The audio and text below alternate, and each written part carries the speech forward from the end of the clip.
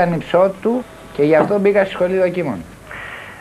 Να πούμε κάτι τώρα σοβαρά, μια ιστοριούλα έτσι σοβαρή.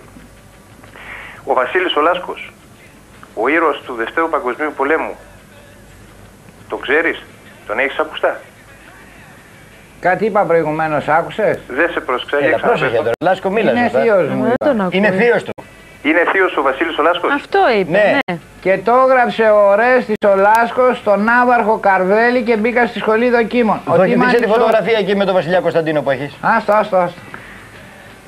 Εγώ αυτό ήθελα να ξέρω, εάν γνώρισες τον Βασίλη τον Λάσκο, τον ήρωα του Δευτέρου Παγκοσμίου Εγώ Πολέμου. ήμουνα το 38, γεννήθηκα το 43, μια ρεπή τον έκοψε στη μέση.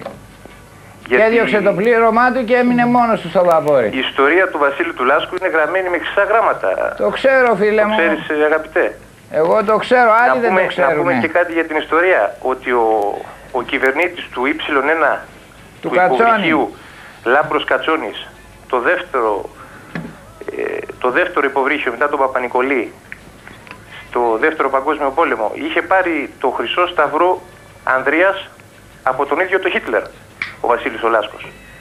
Ήταν ένα παράσημο το οποίο δόθηκε συνολικά σε 78 ήρωες.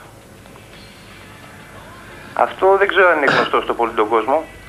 Ο Βασίλης ο Λάσκος ήταν κυβερνήτης του υποβρυχίου Λάμπρος Κατσόνης, το οποίο εμβολίστηκε το ανήμερα του Σταυρού το 1943 έξω από τη Σκόπελο. Ξέρεις το γιατί? Για πες μου. Γιατί έβριζε το Σταυρό και η μάνα του τον καταράστηκε. Έτσι γράφει στο βιβλίο Καραγάτης. Μπράβο. Λοιπόν, αυτό ήθελα να πω. Τι Λάσκο, τι είπες? Έβριζε το Σταυρό. Και το καταράστηκε η μάνα του. Αυτό είναι αλήθεια. Και το Σταύρος ή Σταυρός είναι το όνομα του Αγίου Πνεύματος που έχουμε όλοι και να σου πω Λάσκο, μην είναι λίγο έξω από αυτά. Πες αυτό τώρα που είπες. Καταράστηκε η μάνα του. Σταυρό και το καταράστηκε η μάνα του και γι' αυτό την ημέρα του Σταυρού πέθανε. Αυτό είναι γεγονός. Είναι γεγονός αυτό. Και να μου το είπε ο άνθρωπος, δεν το άκουσες ότι το είπε. Ναι, θα μας μιλήσεις τώρα λίγο χωρίς όμως να μας παλέψεις με αυτά εδώ πέρα, έτσι. Αυτά είναι πολύ σοβαρά. Είναι πολύ σοβαρό. Τη λέξη Σταυρός ή Σταύρος είναι το σοβαρότερο, είναι το όνομα του Αγίου Πνεύματος. Ναι, μην αρχίσεις, σου λέω πάλι αυτά. Για λίγο. Λοιπόν, εσύ κρατάς από μια οικογένεια, ας πούμε. Ο παππούς του παππού μου ήταν οπλαρχηγός και είχε μισθοφορικό στρατό. Και έχω πάρει και τον τίτλο από το λαό του Μακελάρη. Γι' αυτό κόβω κεφάλια και τώρα. Μην τον μπερδεύεις, ρε Λάσκο, μην είναι λίγο στην πλώρη, ας πούμε.